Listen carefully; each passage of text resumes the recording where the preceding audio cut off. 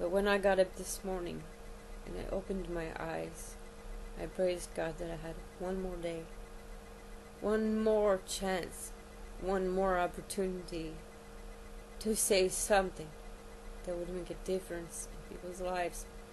And I am so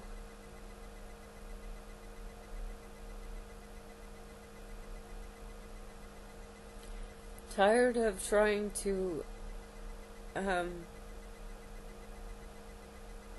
make everybody else feel better. I don't know how else to say that. I know a lot of people look at me and they're freaked out, especially when I'm out somewhere, because I shake like a blender and I can't pay attention and I look like a sick person. I'm often without makeup anymore. Today I put some on because I thought maybe it might make me feel better, but I don't even wear it because nobody sees me. I could go 3 months and only see my mother and my wonderful cousin who comes over to visit me sometimes. I see her quite often. I actually have decided to see her a lot more often because I've just decided to love her so much. I miss my children. I want to be with my children, but I am so glad every day that they don't have to see what I have going on with me. To see part of it on a video is not the same as seeing it all in person. To see me in a reclined position talking is nothing like seeing me try to make it out to the car, or to get my mail, or to take my dog out, or whatever.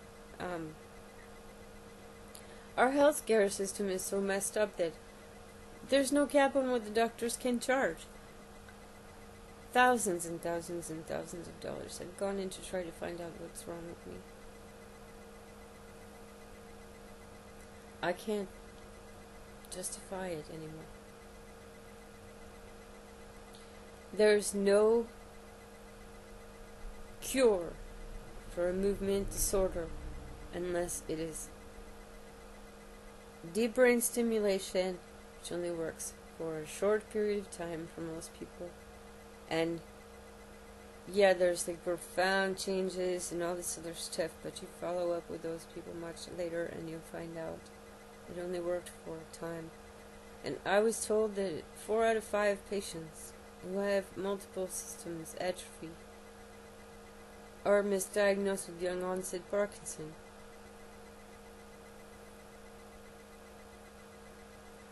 I don't have Parkinson. I have something worse than Parkinson.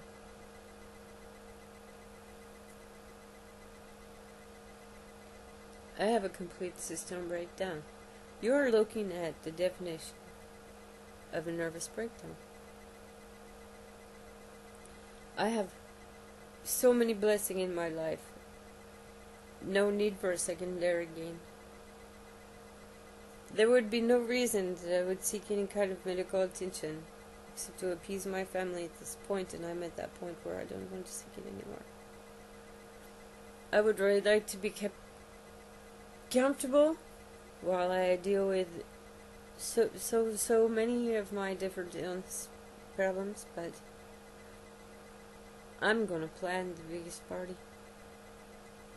I'm gonna plan the biggest party when I get out of here. That you'd be a fool if you don't attend. It's black tie, by the way. Darn good food. I hope you like Mediterranean. I decided that I'm going to create something to put in my garden so that people can come visit my garden. Not me, my garden. And I just want to honor everybody in my life. I've always been that way. I really love people so much, and sometimes even that means that I've had to say some pretty harsh things to people. And yeah, maybe they are mad and don't forgive me or whatever. But people have said hard things to me in love too. And I know if they didn't love me, they wouldn't say it. So I feel really bad for some of my friends who've decided to bow out of my life because it just means I can't love them anymore. I can't reach out and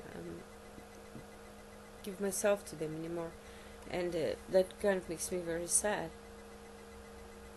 But one of the things that I'm going to do is to really pursue that palliative care. And I think as a patient, you are your own advocate, and you really need to push it really hard to get treatment. We're not talking about a diagnosis. Screw the diagnosis. Forget it. Because it doesn't, a name is a name. It's like adopting a pet. If you don't want the pet, you don't give it a name. To me, I'm not going to argue about what its name is. I don't care what its name is. To me, it is an exhaustion of my body. It's retiring. Obviously, I came here to do what I had to do, and I've done it. I'm a very spiritual woman. I talk to God every day. I share my faith with people. I believe that my Father loves me with everything that He has. But I also believe He loves all of us the same way. I don't believe in any separation from Christ, from God, from Allah. The only person that separates you from that is your thinking. There's no standing here and saying I'm not a carbon being on the face of this planet related to the fish in the sea and the sun and the earth that goes around. You are me, I am you, we are one. I'm telling you, as your friend, as a sister, as just a blonde in a bad t-shirt, it's a choice. It's a choice. It's a choice to stop looking.